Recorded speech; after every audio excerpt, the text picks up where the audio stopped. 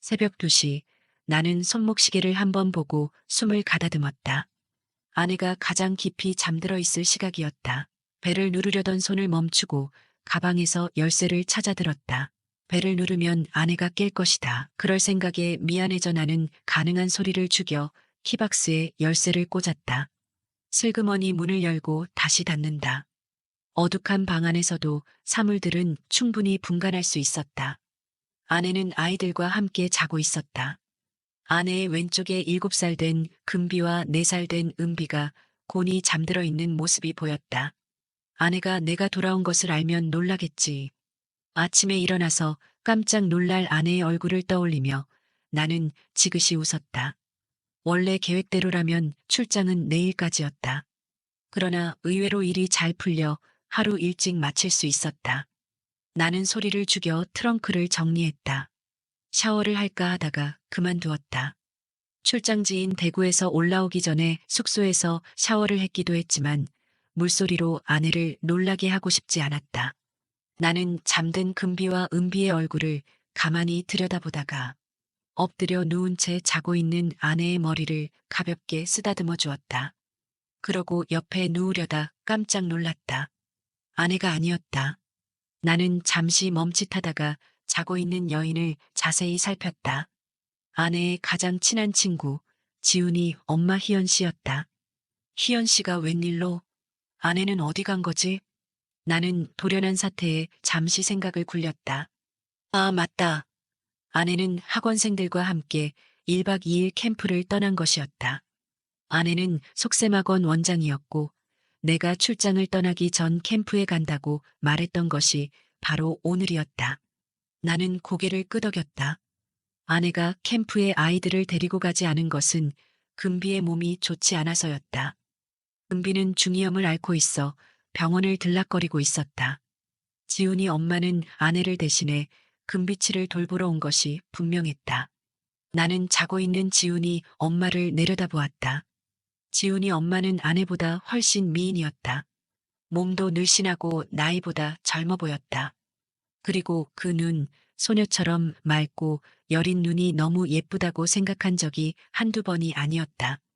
가끔 가족끼리 만나 식사를 하거나 야외로 나들이를 갈 때마다 나는 지훈이 엄마를 훔쳐보며 참 예쁘다고 생각했다. 만나보고 싶다는 생각을 한 적이 많았다.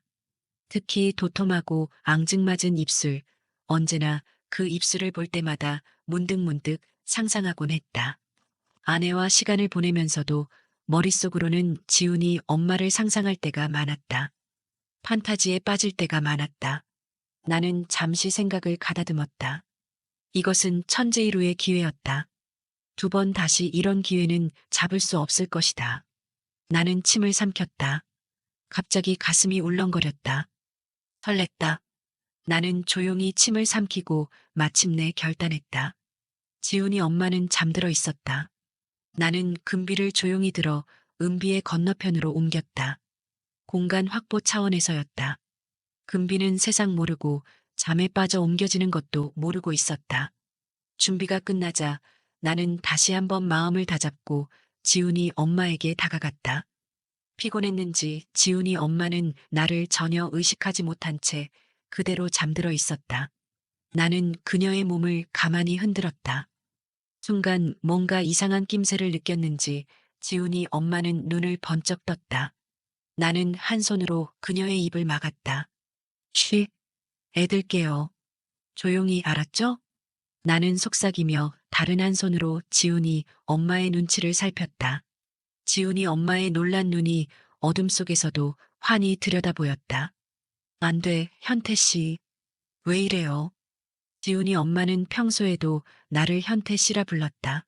아내와는 여고 동창인데다가 연애 시절부터 잘 알고 지냈기에 그게 스스럼 없었다. 애들이 깰 수도 있어요. 조용히 하세요. 나는 일부러 애들을 들먹였다. 작전이었다. 이러는 모습을 애들이 보면 틀림없이 엄마한테 말할 것이고 그러면 일은 복잡해질 것이다. 지훈이 엄마는 결코 그런 상황을 원치 않을 것이다.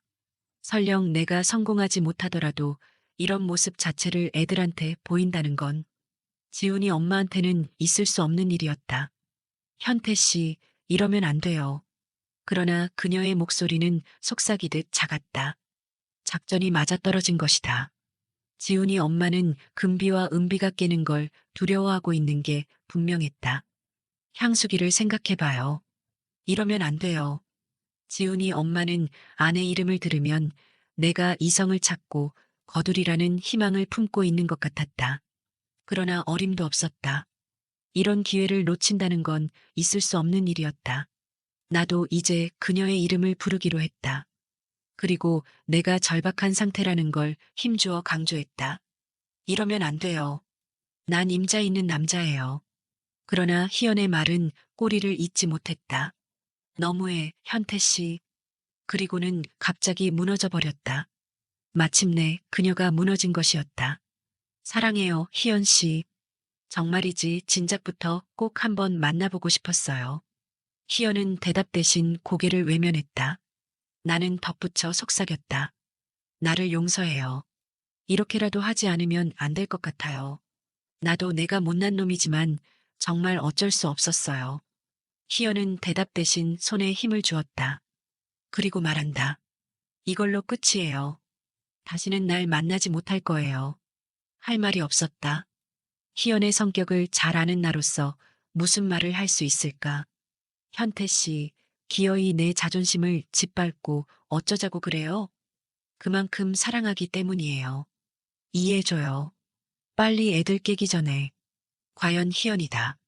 나는 힐끗 애들을 살펴보고는 말했다. 너무 사랑스러워요, 희연 씨. 그리고 고마워요. 그런 후 잠시 정적이 흘렀다. 현태 씨, 이제 그녀는 어느 틈엔가 다시 침착한 원래의 모습으로 돌아가 있었다. 방금 전의 모습은 온데간데 없었다. 나는 아무 말도 할 수 없었다. 왠지 뻘쭘했다. 승리감은 어디로 사라져버렸을까? 오히려 야릇한 배신감이 밀려왔다. 복잡한 마음이 교차했다. 이제 우리 두 사람 서로 얼굴 마주 볼 수 없다는 거 알죠? 한동안 침묵이 흘렀다. 나는 그런 희연을 올려다보며 이제 어쩌면 두 번 다시 희연을 볼 수 없을지도 모른다는 생각을 했다. 그래요. 두 번 다시 볼 수 없을 거예요.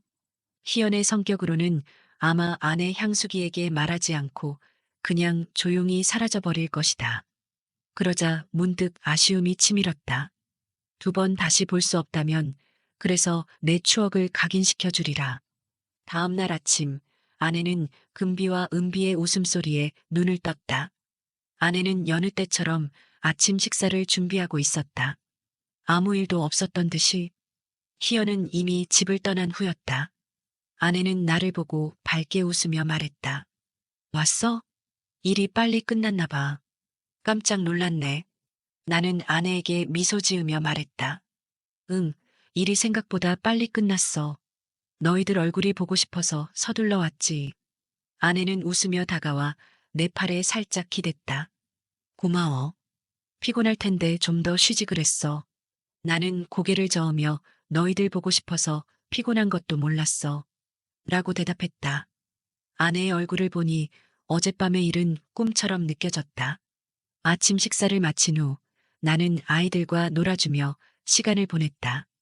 아내는 바쁘게 캠프에서 돌아온 학생들을 챙기러 갔다. 아이들은 아빠가 돌아온 것이 신나서 웃고 떠들며 뛰어다녔다. 시간이 흘러 저녁이 되었다. 나는 하루 종일 희연을 떠올리며 혼란스러운 마음을 정리하려고 애썼다. 희연과의 일은 잊어야 했다. 하지만 그녀의 얼굴이 자꾸 떠올랐다. 아내와 함께 시간을 보내면서도 마음 한구석에는 희연이 자리 잡고 있었다. 몇 주가 지나고 희연과는 다시 마주칠 일이 없었다. 아내는 아무것도 모르는 듯이 평소와 다름없이 지내고 있었다. 나는 점점 더 불안해졌다. 희연이 정말로 우리 삶에서 사라진 것인지 아니면 언제든 다시 나타날지 알 수 없었다. 어느 날 나는 집으로 돌아오는 길에 희연이 다니는 카페 앞을 지나쳤다. 무심코 창문 너머를 바라보았을 때 그녀가 앉아 있는 모습을 보았다. 그녀는 혼자 책을 읽고 있었다. 마음이 복잡해져 나는 카페로 들어가지 않고 그냥 지나쳤다. 그날 저녁 아내는 나에게 말했다. 여보, 내일 저녁에 지훈이네랑 저녁 같이 먹기로 했어. 오랜만에 같이 식사하는 거 어때? 나는 순간 당황했지만 침착하게 대답했다. 그래, 좋아. 오랜만에 같이 식사하면 좋지. 다음 날 저녁, 지훈이네 가족이 우리 집에 왔다. 희연은 예전과 다름없이 밝게 웃으며 인사했다. 그녀는 나와 눈을 마주치지 않으려는 듯 했다. 우리는 평소처럼 식사를 하며 대화를 나누었다. 아내는 아무것도 모른 채 즐거운 시간을 보냈다. 식사가 끝난 후 희연은 아내와 함께 설거지를 하며 이야기를 나누었다. 나는 거실에서 아이들과 놀고 있었다. 희연의 얼굴을 보지 않으려 애썼지만 자꾸만 시선이 그녀에게 향했다. 희연은 나를 향해 한 번도 눈길을 주지 않았다. 그것이 더 나를 불안하게 만들었다. 시간이 지나고 지훈이네 가족은 집으로 돌아갔다. 아내는 피곤한 얼굴로 말했다. 오늘 정말 즐거웠어. 오랜만에 다 같이 모이니까 좋네. 나는 억지로 미소 지으며 대답했다. 응, 나도 좋았어. 아내는 피곤했는지 먼저 잠자리에 들었다. 나는 거실에 남아 한참을 생각에 잠겼다. 희영과의 일은 끝났지만 내 마음속에는 아직도 그녀가 자리 잡고 있었다. 앞으로 어떻게 해야 할지 알 수 없었다. 그러나 한 가지는 분명했다. 나는 이 비밀을 영원히 간직해야 한다는 것이다. 그 후로도 나는 평범한 일상을 보내며 희영과의 일을 잊으려 애썼다. 그러나 그날 밤의 기억은 쉽게 사라지지 않았다. 희영과의 일은 나의 가슴 깊숙이 박힌 비밀로 남았다. 나는 그 비밀을 지키며 앞으로의 삶을 살아가기로 결심했다. 희영과의 일은 잊을 수 없는 추억이었지만 나는 아내와 아이들을 위해 이 비밀을 묻어두기로 했다. 시간이 지나면 언젠가 잊혀질 것이라 믿으며 나는 평범한 일상 속으로 다시 돌아갔다. 중년 남성들이 유부녀 꼬시는 방법 초급편. 하루하루가 같은 일의 반복. 지루하고 따분함을 느끼는 사람일수록 기분이 우울해지고 어느 날 자신이 불쌍하게 느껴질 때가 있습니다.